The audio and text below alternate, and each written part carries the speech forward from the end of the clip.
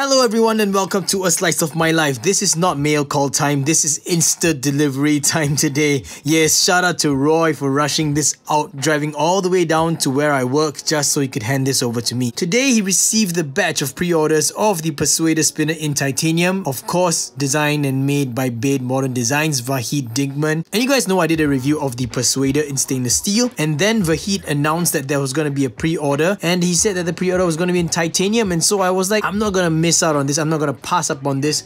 I am going to hop on the pre-order and it is here. I guess you could say that I'm really lucky because Roy and I both live in Singapore and I believe that he's handling all the orders, and so he rushed this out to hand it over to me so that I could give you guys an update video of what is going on. Now I've spent the day with this guy because I've already spent a couple of months with the stainless steel Persuader prototype, and so you know what, I'm just gonna pop the cap right open and show you guys the goodness that is the titanium Persuader.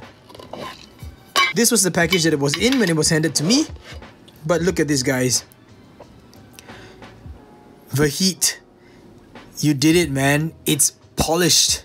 Super nicely polished. Guys, this is a very good weight. This is weighing 120 grams. Now, honestly speaking, I told you guys that I felt that the stainless steel Persuader was very hefty. People who like spinners to be heavy, they're gonna love the stainless steel version. But in my opinion, the titanium version is the perfect weight for it because it's not too heavy and yet it's hefty enough. Now, the main differences between the prototype and this one is, number one, there are no tread slots here. And of course, I'm not complaining. Like, look at this. This is actually really nice. This kind of looks like the Chevrolet logo, and of course look at the buttons, everyone. The buttons, major upgrade from the prototype, and I'm not complaining. These are super comfortable. Look at how deep that dish is. Just wow. And the steps give it a nice good grip. This is a very good combination, guys. Look at that. It's so much more fun to fidget with right now, the Persuader. My goodness. And of course, I'm going to pop the buttons off so I could show you guys the bearing retention system. And you will be very happy to know that it is a standard bearing retention method. No extra tall middle part, no lip going over. The underside of the buttons are flush flat. This, I believe, is a 10-ball stainless steel bearing. It's one of those kinds with a very thin kind of cage. I don't know what these are actually called. But yes, since the buttons are out, I'm going to show you guys a little bit more about the buttons. You can see how nicely made they are. It's also polished very nicely.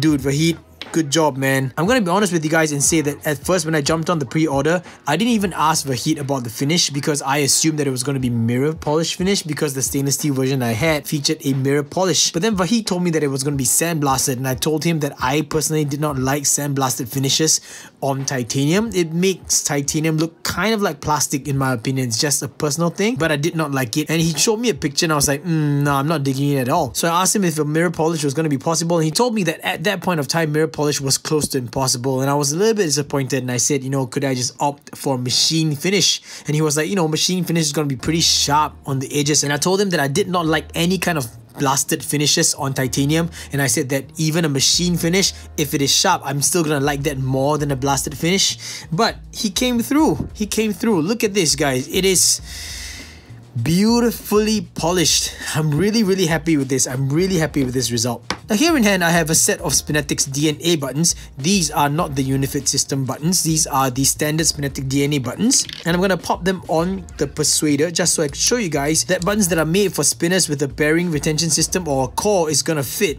Look at that, guys. It fits so nicely. Just wow. However, I'm going to say that these buttons are actually kind of flat. So, you know, I actually feel it rubbing against the middle of my finger here, my index finger. You can hear that sound there. It's just rubbing very lightly. And I don't really like that.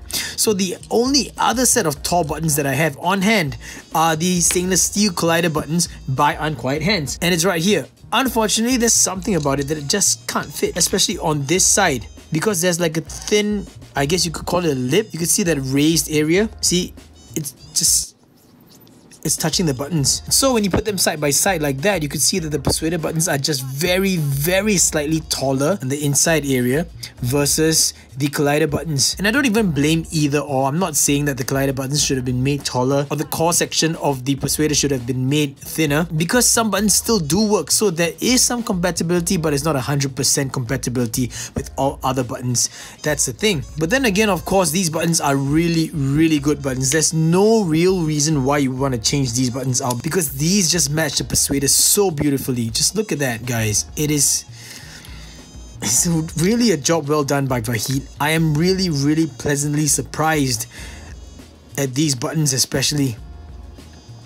And so of course, a job well done to Vahit, and thank you so much again to Roy for sending this to me ASAP. I really appreciate it, and I decided that I would make this update video because I know that you guys would be interested in finding out my thoughts on the updated retail version of the Persuader spinner. Now here's something a little bit extra that I want to share with you guys, just so I could poison you guys.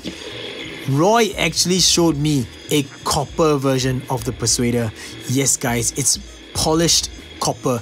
It's got a beautiful patina on it. I don't have pictures of it. You guys gotta go on to Facebook and do some stalking on your own if you want to find pictures of the copper Persuader, and I'm gonna tell you guys, it's really beautiful. It's a beauty to look at. The only thing about me is that I'm not able to handle patina very well, so no, I did not really handle the copper Persuader. But let me tell you guys, it really looks good. And that's about it, everyone. This is really just a quick video to update you guys and share with you the things that I noticed about the Titanium Persuader. I am happy that I got on this pre-order. I really am happy. No regrets, man. The design is good, the weight is good, the finish is good, the buttons are good. Man, what more can I say?